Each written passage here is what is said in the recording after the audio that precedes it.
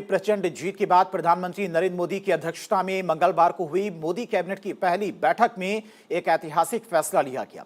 वंदे मातरम को लेकर लिया गया मोदी कैबिनेट का फैसला उन करोड़ों भारतीयों की भावनाओं का सम्मान है जिन्होंने आजादी की लड़ाई में इस मंत्र को जिया था।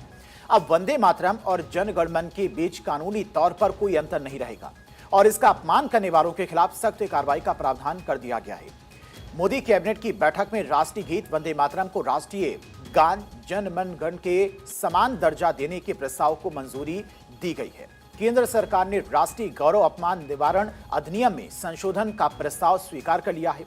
संशोधन लागू होने पर बंकिम चंद्र चटर्जी रचित वंदे मातरम पर अब वही नियम और पाबंदियां लागू होंगी जो वर्तमान में राष्ट्रगान पर लागू हैं, यानी कि इसके अपमान या फिर गायन में बाधा डालने की स्थिति में सजा होगी। राष्ट्रीय ध्वज और संविधान राष्ट्रगान के अपमान पर 3 साल तक की जेल, जुर्माना या फिर दोनों का प्रावधान है और अब वंदे मातरम पर भी इसमें इसे शामिल किया गया है। इसका उल्लंघन गंभीर अपराध माना जाएगा।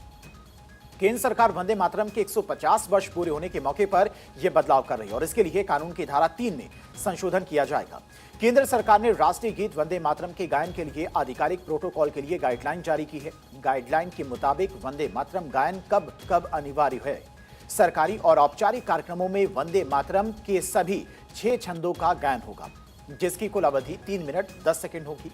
पहले सिर्फ 2 छंदों का गायन होता था। नए प्रोटोकॉल के मुताबिक अब राष्ट्रीय ध्वज फहराने, राष्ट्रपति और राज्यपाल के अभिभाषण के पहले और बाद में, राष्ट्रपति के राष्ट्र के नाम संबोधन से पहले और बाद में वंदे मातरम का गायन अनिवार्य होगा। अगर किसी कार्यक्रम में दोनों गीत होने हैं तो पहले राष्ट्रीय गीत वंदे मातरम गायन होगा और उसके बाद राष्ट्रगान का गायन होगा।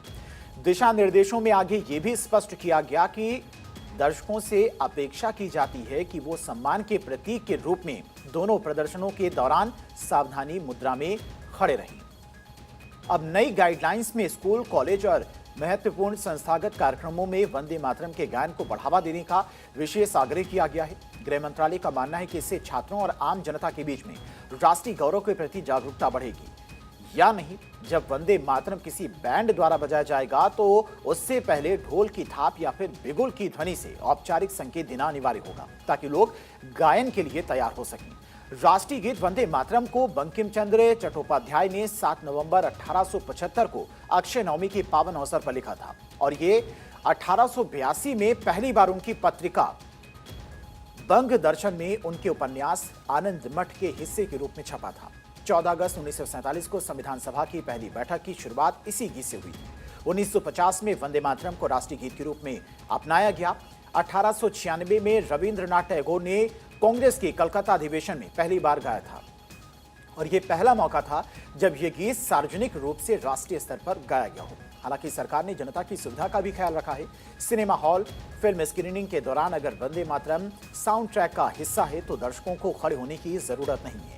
गृह मंत्रालय का मानना है कि मनोरंजन स्थलों पर जबरन खड़े होने से अनुभव बाधित हो सकता है और दर्शकों के बीच में भ्रम पैदा हो सकता है। सम्मान और स्पष्टता के इस नए तालमेल के साथ वंदे मातरम अब देश की एक नई संवैधानिक पहचान बन चुका है।